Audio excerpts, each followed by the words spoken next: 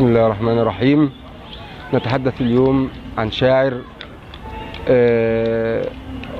أسميه الشاعر المتحرك، الشاعر المتمرد، وهذا صفة من صفات المبدعين. فهو له السبق في أشياء كثيرة. على سبيل المثال هذا الديوان المسموع المصور أو ديوان الفيديو كليب، فأظن أنه له السبق في هذا. وله ما يميزه دائما في شعره، فشعره دائما متحرك، دائما يأخذك إلى أماكن هنا وهناك، يبحث عن مشاكل المجتمع ويغوص في أعماقها، وليس من القشور فقط، ولكن بطريقة سلسة، بطريقة رومانسية. فهو الشاعر المحب العاشق الولهان الذي لا يتنازل، وكأنه أقسم ألا يتنازل عن ألا يكون عاشقا هائما بدنيا الصفاء ودنيا الجمال.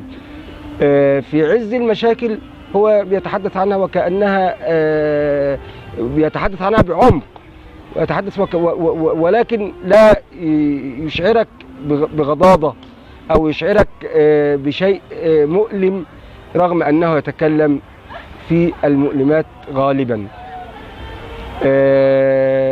له سبق في صور كثيرة، يعني على سبيل المثال في ديوان قصر النيل هو بيتكلم عن المحبوبة، وهي بترسم الأيام بضحكاية وكلمة عشق بتقولها عن الأوطان. عينيها بحور خليلية تغذي سقية الوجدان، تصب في بحر إحساسي فتتشرب عروق جسمي كما الأغصان.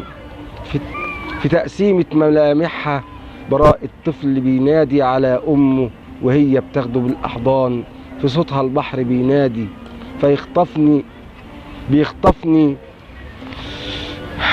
بيخطفني على رماله، وبسمع موجه يتهادى وهو بيحضن الشطآن.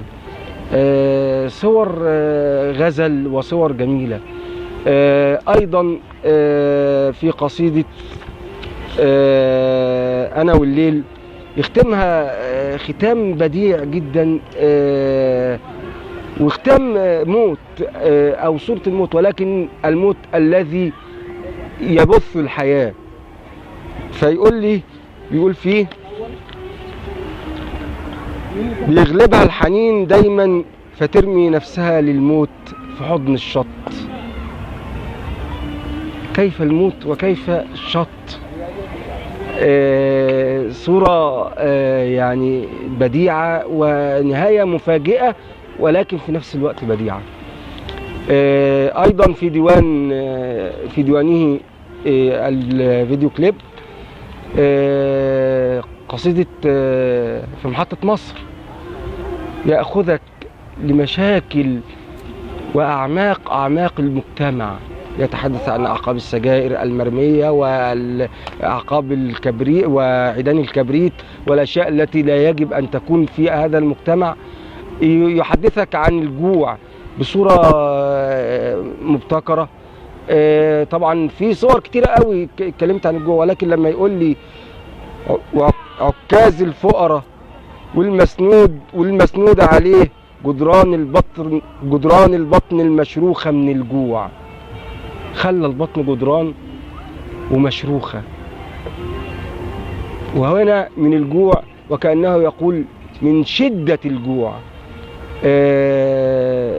الشاعر عمرو المصري شاعر فعلا متحرك، يتلامس مع هموم الناس ومع مشاكل الناس، ودائما يتواصل مع الشعراء هنا وهناك.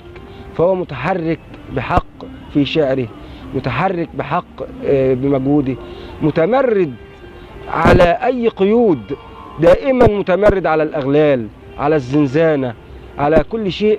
وأخيرا أتمنى من أخويا عمرو المصري لو أطلق على هذا الديوان الجديد ديوان في محطة مصر لما في هذه القصيدة من عمق وعبق التاريخ وعبق المكان وهموم الناس. وشكرا.